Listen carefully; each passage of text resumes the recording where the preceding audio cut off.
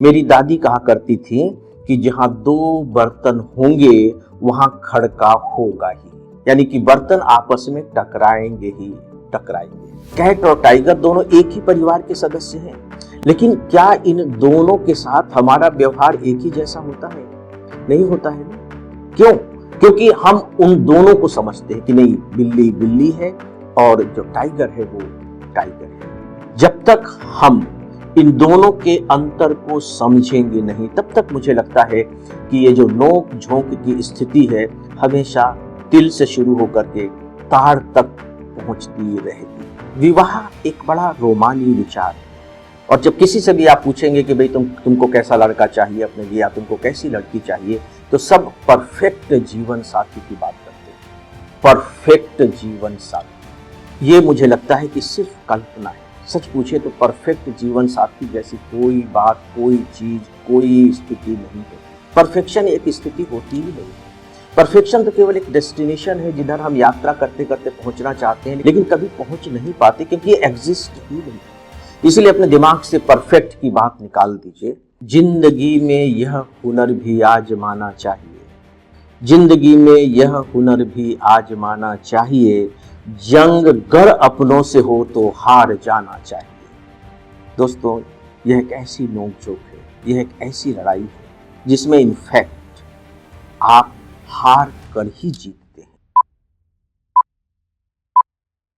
दोस्तों, Oscar award winning musician AR Rahman के बारे में आपने अखबारों में पढ़ा है कि किस तरीके से 29 सालों तक अपनी पत्नी सायरा बानो के साथ रहने के बाद एक दिन अचानक उन दोनों के बीच तलाक हो जाता है। यह हुआ तो एक ही मिनट में, एक ही पल में, लेकिन क्या सच में यह घटना एक ही पल में घटी? नहीं। सच पूछिए तो वो इसको घटने में 29 साल लगे हैं, और उनके बीच में जो नोक झोंक होती रही है, अंत में उस नोक झोंक ने ये रूप ले लिया, या यूं कह लीजिए कि तिल का वो इतना ताड़ बन गया कि अंत में दोनों ने एक दूसरे से अलग रहने का फैसला किया ताकि वो सुकून के साथ रह सके। आज हम इसी विषय पर बात करेंगे, हस्बैंड वाइफ के नोक झोंक पर। मैं कभी कभी जब ऐसी घटनाओं को पढ़ता हूं तो मेरे दिमाग में एक बात आती है, और बात ये आती है कि कहा जाता है कि भगवान स्वर्ग में जोड़ियां बनाता है और धरती पर वो सरमनाइज होती हैं। तो फिर क्या सच में भगवान इस तरह की उल्टी सीधी जोड़ियां बनाता है जो अंत में या तो टूट जाती है या फिर पूरी जिंदगी भर नोक झोंक के दौर से गुजरती रहती है? वैसे यदि आप शादीशुदा लोगों से पूछें तो उनका ओपिनियन इससे बिल्कुल अलग होगा। वो ये मान करके चलते हैं कि पिछले जन्म के जो दुश्मन होते हैं उन्हें भगवान आपस में इस जन्म में हस्बैंड वाइफ बना करके भेज देता है। खैर, ये मजाक की बात हो सकती है, लेकिन इसमें सच्चाई का थोड़ा सा दूसरा पुट है। पुट ये है, जैसा कि मेरी दादी कहती थी, और वो बहुत परफेक्ट तरीके से कहती थी, और मुझे लगता है कि ये ज्यादा वैज्ञानिक है, इसी पर हमें गौर करना होगा। मेरी दादी कहा करती थी कि जहां दो बर्तन होंगे वहां खड़का होगा ही। यानी कि बर्तन आपस में टकराएंगे ही टकराएंगे। हस्बैंड वाइफ साथ में रहने वाले बर्तन हैं। सबसे क्लोज जो रिलेशनशिप होती है हस्बैंड वाइफ के बीच में होती है। इसीलिए अगर वो साथ साथ रह रहे हैं, इतने लंबे समय तक साथ रह रहे हैं, जीवन की गाड़ी को खींच रहे हैं, तो ऐसे में अगर उनके बीच नोक झोंक होती है तो ये कोई बहुत बड़ी बात नहीं है। फ्रेंड्स, मुझे ऐसा लगता है कि अगर हम जीवन के सच को जान लेते हैं तो फिर हमारा जो व्यवहार है बहुत एप्रोप्रिएट हो जाता है उन घटनाओं के प्रति, उन व्यक्तियों के प्रति, उन वस्तुओं के प्रति जिनके साथ हम इंटरेक्ट कर रहे हैं। तो यदि हस्बैंड और वाइफ दोनों जीवन के सत्य को जान लें, यानी कि दाम्पत्य जीवन के सत्य को जान लें, मैरिड लाइफ के सत्य को जान लें, तो शायद ये जो नोक झोंक की स्थिति है वो ताड़ तक नहीं पहुंचेगी। और मैं ऐसी ही कुछ स्थितियों के बारे में आपसे बात करने जा रहा हूं। पहली बात तो हमें यह मानकर चलना चाहिए कि शायद ही कोई ऐसा युग रहा होगा और शायद ही इस धरती का ऐसा कोई कपल होगा जिनके बीच में नोक झोंक न होती हो। यानी कि हमें इसे स्वीकार कर लेना चाहिए, इससे हमें बहुत राहत मिलेगी, क्योंकि हमें ऐसा नहीं लगेगा कि यार ये हमारे साथ ही हो रहा है, बाकी तो देखो पड़ोस के लोगों को देखो, मेरे उस फ्रेंड को देखो, कितने मजे से रह रहे हैं, बाहर जब आते हैं तो कितने हंसते रहते हैं, जब भी मिलो बहुत मस्ती से बातें करते हैं। हम ही लोग हैं जो ऐसा लड़ते झगड़ते रहते हैं। जब आप इस सच को जान लेते हैं कि नहीं, ऐसा तो होता ही रहता है, जैसा कि मेरी दादी कहती थी, तो फिर थोड़ी सी तसल्ली मिलती है। और तसल्ली मिलने के बाद हम अंदर से कहीं ना कहीं थोड़े से स्थिर तो हो जाते हैं, हमारी बेचैनी थोड़ी सी कम हो जाती है। ऐसा नहीं लगता कि हम ही बहुत बड़े अभिशापित कपल हैं। विवाह एक बड़ा रोमानी विचार है। और जब किसी से भी आप पूछेंगे कि भाई तुमको कैसा लड़का चाहिए अपने लिए, या तुमको कैसी लड़की चाहिए, तो सब परफेक्ट जीवन साथी की बात करते हैं। परफेक्ट जीवन साथी, ये मुझे लगता है कि सिर्फ कल्पना है। सच पूछे तो परफेक्ट जीवन साथी जैसी कोई बात, कोई चीज, कोई स्थिति नहीं होती। परफेक्शन एक स्थिति होती ही नहीं है। परफेक्शन तो केवल एक डेस्टिनेशन है जिधर हम यात्रा करते करते पहुंचना चाहते हैं, लेकिन कभी पहुंच नहीं पाते क्योंकि ये एग्जिस्ट ही नहीं करते। इसलिए अपने दिमाग से परफेक्ट की बात निकाल दीजिए।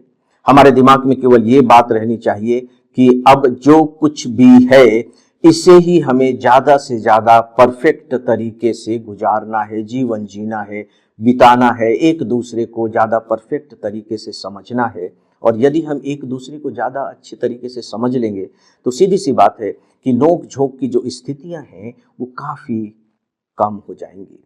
सामान्यतः देखिए, विवाह के बाद बराबरी की बात कही जाती है। नो डाउट कि जीवन के स्तर पर दोनों बराबर होने ही चाहिए, लेकिन हमें एक बात कतई नहीं भूलना चाहिए कि तत्व की दृष्टि से दोनों एक नहीं है। पुरुष पुरुष है और महिला महिला है। यदि हम इस तत्व को समझ लेते हैं तो मुझे लगता है कि एक दूसरे के साथ इंटरेक्ट करने में, व्यवहार करने में हमें बहुत आसानी होती है। जैसे बिल्ली और टाइगर, कैट और टाइगर दोनों एक ही परिवार के सदस्य हैं, लेकिन क्या इन दोनों के साथ हमारा व्यवहार एक ही जैसा होता है? नहीं होता है ना। क्यों? क्योंकि हम उन दोनों को समझते हैं कि नहीं, बिल्ली बिल्ली है और जो टाइगर है वो टाइगर है। जब तक हम इन दोनों के अंतर को समझेंगे नहीं, तब तक मुझे लगता है कि ये जो नोक झोंक की स्थिति है हमेशा तिल से शुरू होकर के ताड़ तक पहुंचती रहेगी। यहां मैं आपको एक बुक सजेस्ट करना चाहूंगा। जॉन ग्रे की लिखी हुई बुक है। इंग्लिश में है the man are from Mars, women are from Venus. Man are from Mars, women are from Venus. और हिंदी में भी ये किताब आ चुकी है। इसमें स्त्री तत्व और पुरुष तत्व को बहुत अच्छे से समझाया गया है। यदि आप जानना चाहते हैं और अधिक तो प्लीज इस किताब को एक बार पढ़ लीजिए। मुझे लगता है कि आपको बहुत अच्छा इससे मार्गदर्शन मिल सकता है। जब मेरी इस बारे में बहुत से लोगों से बात होती है कि भाई बताओ कि विवाह का आधार क्या है, इसका बेस क्या है, तो ज्यादातर उत्तर मिलते हैं कि विवाह का आधार प्रेम है। मुझे ऐसा लगता है कि नहीं, विवाह के शुरुआत का आधार तो प्रेम होता है, चाहे वो प्रेम विवाह हो या फिर अरेंज मैरिज ही क्यों ना हो। कहीं ना कहीं मन में एक प्रेम की भावना उत्पन्न होती है, लेकिन जब विवाह हो जाता है तो उसका जो बेस है वह प्रेम नहीं होता है। मतलब प्रेम वहां रहता है लेकिन उसका आधार प्रेम नहीं रह जाता है, उसका आधार होता है कंसर्न। कंसर्न का मतलब है कि दोनों एक दूसरे की कितनी चिंता करते हैं, एक दूसरे का कितना ध्यान रखते हैं, ये है कंसर्न। और जब हमें विश्वास होता है कि सामने वाला मेरे प्रति कंसर्न है, तो सच पूछे तो कहीं ना कहीं उसके प्रति मन में प्रेम की भावना पैदा होती है, निष्ठा की भावना पैदा होती है, उसके साथ रहने का मन करता है, बात करने का मन करता है। बस यही तो है। अगर यही मन करने लगे तो बात खत्म हो गई, नोकझोंक की स्थिति बहुत कम हो जाएगी। मैं ये नहीं कह रहा हूं, देखिए, शून्य स्थिति के बारे में तो सोचना ही नहीं चाहिए कि हम ऐसी स्थिति में पहुंच जाएंगे जबकि नोक झोंक बिल्कुल शून्य हो जाएगा। नॉट एट ऑल, ये पॉसिबल नहीं है। इसे भी जानना जरूरी है, क्योंकि जब हम ये सोचने लगते हैं कि हम शून्य की स्थिति तक पहुंच जाएंगे और कभी पहुंच नहीं पाते, तो लगता है कि हम तो फेल होते चले जा रहे हैं, फेल होते चले जा रहे हैं, तो उससे बात बनेगी नहीं, उससे बात और भी ज्यादा गड़बड़ हो जाएगी।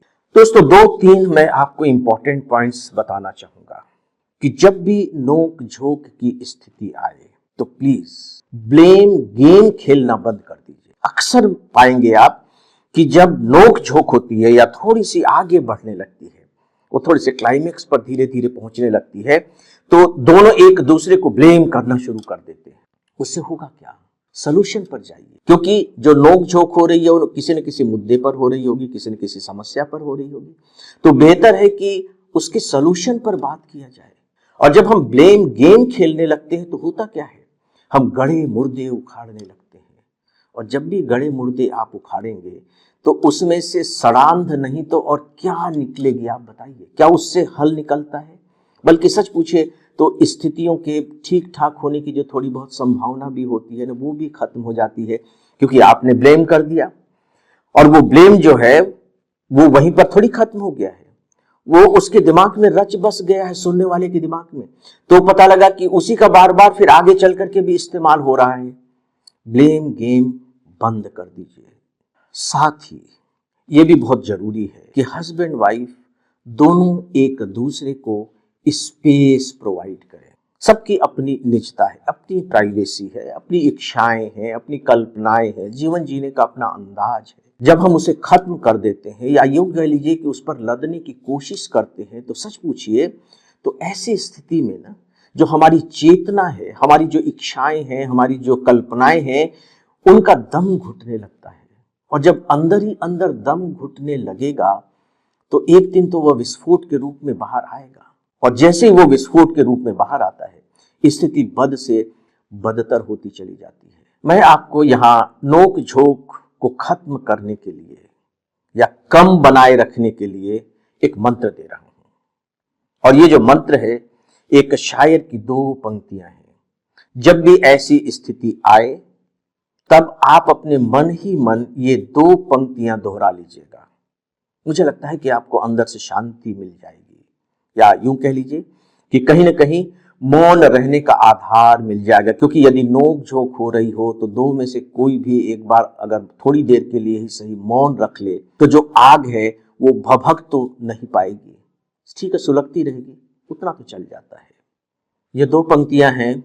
जिंदगी में यह हुनर भी आजमाना चाहिए, जिंदगी में यह हुनर भी आजमाना चाहिए, जंग गर अपनों से हो तो हार जाना चाहिए। दोस्तों, यह एक ऐसी नोकझोंक है, यह एक ऐसी लड़ाई है जिसमें इनफैक्ट आप हार कर ही जीतते हैं। जैसे ही आप इन पंक्तियों को गुनगुनाने लगेंगे, आप देखेंगे कि आपका जो पैटर्न ऑफ बिहेवियर है वो काफी कंट्रोल हो जाएगा, और फिर हम शायद अपने आप को उस बुरी स्थिति से बचा सकेंगे जिस स्थिति तक पहुंचने के लिए सच पूछिए तो दोनों में से कोई भी तैयार नहीं होता है। लेकिन अनफॉर्चुनेट पार्ट यह है कि हम उस स्थिति तक पहुंच जाते हैं। नमस्कार।